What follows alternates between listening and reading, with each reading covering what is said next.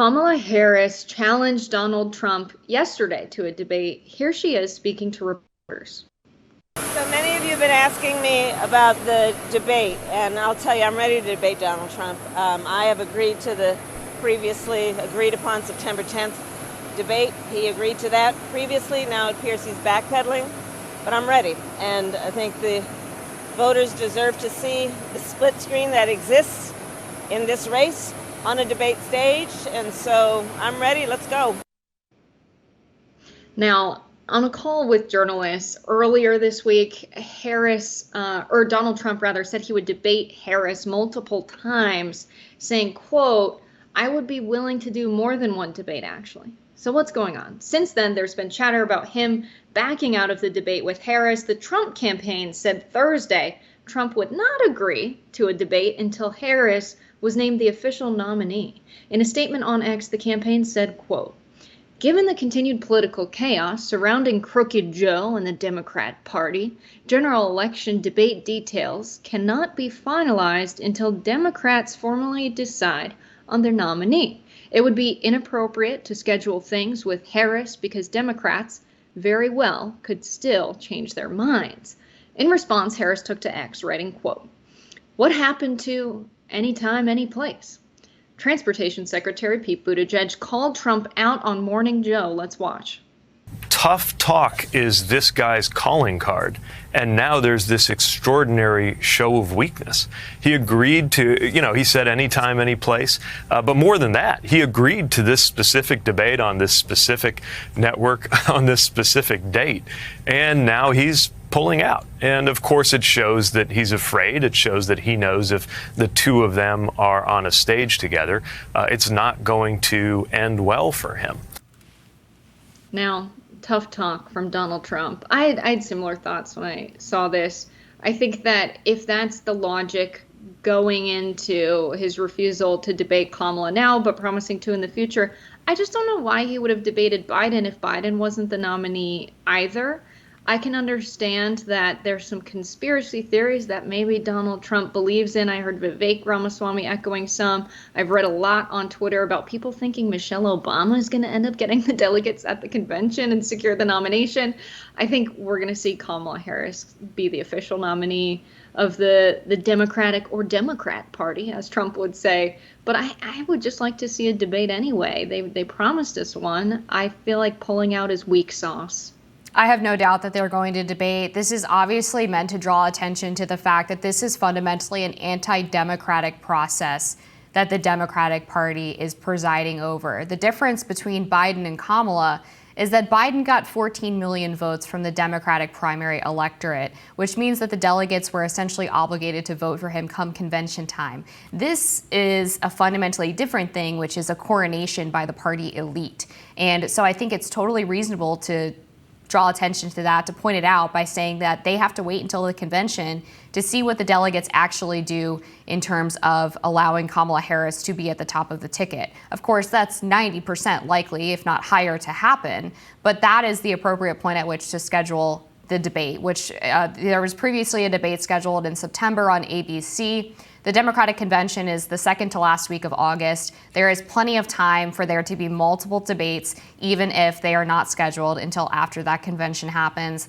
I just view this statement as basically in line with what they said when J.D. Vance was selected as the vice presidential pick, which was very prescient in retrospect, where they said that they were not going to schedule a vice president debate with Kamala Harris because it was not clear that she was going to be the vice presidential nominee. And sure enough, it was just a few days later that Biden dropped out of the race and Kamala was elevated to the top of the ticket as the presumptive nominee. And lo and behold, J.D. Vance was no longer able to debate her in a vice presidential debate. This is essentially the same statement, just pointing out some of the chaos within the Democratic Party and the anti-democratic process in which they decided to push Kamala to the top of the ticket.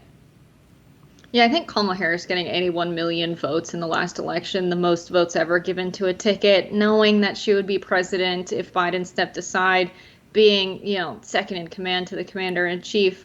I think that as a leftist who is for Bernie Sanders, who's very critical of the Democratic Party for the anti-democratic stuff that's happened in primaries in the past, This one doesn't piss me off at all, simply because they were on the same ticket. We knew they were a pair, and 2/3 of Democrats wanted him to step aside, knowing that Harris would be the presumptive nominee. She's the only person who would be able to still use the campaign's $240 million that was raised. So, that anti-democratic stuff, just if the people critical most of the Democratic Party don't care about it, I don't think Republicans and the right will be able to convince Democrats that that's a reason that Kamala Harris isn't the legitimate nominee.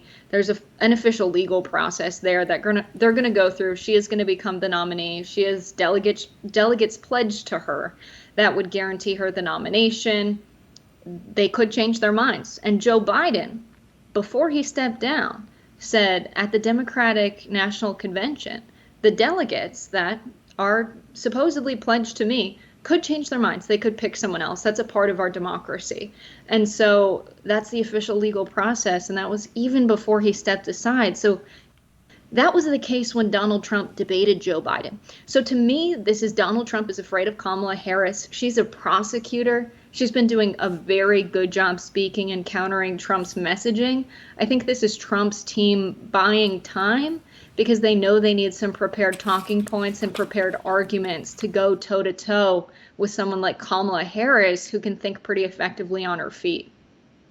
So she did get 81 million votes as part of the Biden-Harris ticket 3.5 years ago. Since then, she's had actually the worst approval rating, even worse than Joe Biden, for the vast majority of the presidency, of the Biden presidency. She's been underwater more than Trump has in terms of her unfavorability rating. So I don't think it's unreasonable to suggest that simply putting her to the top of the ticket is not the way a primary process should happen. I would also point out that, it's easy to be excited about Kamala when you're going from what was essentially a corpse to someone who's capable of reading a teleprompter. And I don't buy the fact that Trump is scared of Kamala, considering back in 2020, it was the second Democratic primary debate where Kamala Harris sunk her own candidacy by failing to respond to Tulsi Gabbard's attacks on her prosecutorial history. Her only sole moment during the debates that got her any press attention and got her above her 1% to 2% threshold that she was riding at for the majority of the primary was when she called Joe Biden a racist, and then immediately proved that that was just a craven political attack, and she didn't really believe it because she had T-shirts ready to sell for $29.99 and ended up serving as the vice president to this man that she believed was a racist. Trump also, in the last debate, managed to knock out his primary competitor when he debated Joe Biden. Joe Biden ended up leaving the race just a few weeks later. So there's really no disincentive for Trump there's no incentive for Trump not to debate. He literally knocked out his opponent. Kamala has a history of being bad at debates. And she also has not yet, in her short time as the presumptive nominee, faced any difficult questioning. She has not done an unscripted interview. She has not done any unscripted press conferences. She's gone out and she's read off of teleprompters, and she's appeared on RuPaul's Drag Race. But she has not been tested like a candidate will have to be ahead of November. Granted, there's only about 100 days left until the election, but she is going to, at some point, have to go off script. And if history is any guide, when Kamala Harris goes off script and tries to appeal to Americans, it doesn't go well. This is why she is so unpopular, because people find her to be inauthentic. They don't like her very much. The DNC actually did a focus group with Kamala Harris, where they played videos from her and showed them to Democratic voters, not even just the general electorate, and found that she was deeply unlikable, that they did not believe what she was saying. They found her laugh off-putting. All of these things are going to come up the same way that they did in the 2020 primary. And even though she was the DNC's favorite back during that process, they were forced to abandon her. She had to drop out before winning a single vote in the primary, because it turns out that both her personality and her policies are not very popular. And I can't imagine that the senator with one of the most progressive voting records is going to be very well liked among the working class, which she needs to win the Rust Belt in order to have a chance at taking the White House. Yeah, there's one thing I know about American politics, especially presidential American politics, is that a lot of people who end up becoming the president are people who have run a lot of unsuccessful presidential campaigns in the past. Joe Biden is someone who's on the ticket, the top of the ticket, when the most ballots ever cast for someone were cast in 2020, and he lost 4 times. So I think I am unburdened by what has been when I look at Kamala's history and just hopeful for the future and what she's going to bring to the table. What I've seen from her on the campaign trail so far is that she is quite good in front of a crowd of people. She's performing well off script. She's really learned to come in to her own and be herself and be comfortable speaking to people, which is a hard thing to do, to talk to people candidly when there's a lot of cameras on you, when every word that's being said is going to be scrutinized. And I think that's a big reason why Trump's afraid to debate. There's no reason he would say no to a debate other than that he's afraid. He doesn't want to talk about his policy platform. He doesn't want to see how it compares to what Kamala Harris has to say about it or what the alternative is with the Democrats. And I think they're buying more time to try and test more messaging to come up with something they can say in a debate. There's no excuse not to debate. So he should just debate. It really makes him seem weak. And I say this as someone who's an independent and someone who has a lot of family members who I know will make their decision based on what they see in a debate and what they see in the next few months. And this is a move that people are just saying makes him look weak and makes him look scared. He's gonna need to debate Kamala Harris in order to get out of this hole, because I don't think the Democrats are gonna stop with that attack. And there is going to be a debate, but it's going to be after Kamala Harris officially becomes the Democratic nominee, which is when it was always going to happen anyway, because again, the next debate was scheduled for September. The Democratic convention is at the end of August. There was not going to be a debate before that anyway. So once she's officially coronated or crowned or whatever term you want to use, there's going to be a debate. The idea that Trump's not doing the debate because they're just saying that she needs to go through the process, I think is completely inaccurate. He did say anytime, any place, though, and this kind of feels like only September 10th if she's the nominee, doesn't it? Well, there's a debate scheduled for September, and then there was a debate that they were discussing for October as well. And I wouldn't be surprised if there are 3. I don't know. I think anytime, any place means that if she calls on you to debate, you gotta say yes. It reminds me of the Zuckerberg-Elon Musk cage match that never ended up happening. Elon Musk was asked about that again at the Capitol, and he again said he would do it with Mark Zuckerberg, and it just feels weak sauce that we didn't get that either. I'm not saying I want a Kamala Harris, Donald Trump cage match. I just want them to debate each other, and I want to see it happen, whenever she wants it to happen, because he said anytime, any place. And then he started complaining, oh, well, I want it on Fox News. I don't want it on ABC. Dude, you said anytime, any place. He's kind of eating his words right now.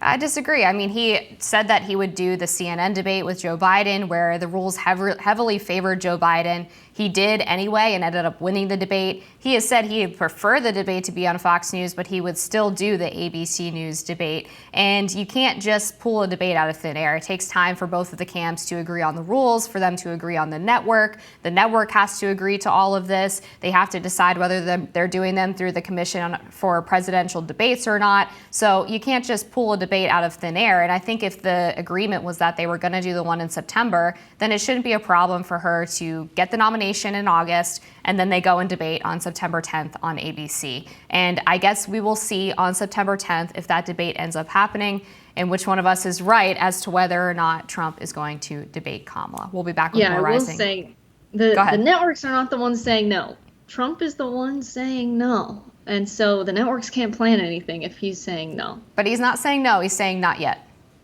That's a difference. True, which is different from any time, any place, which is also something he said. Okay, we'll be back with more Rising after this.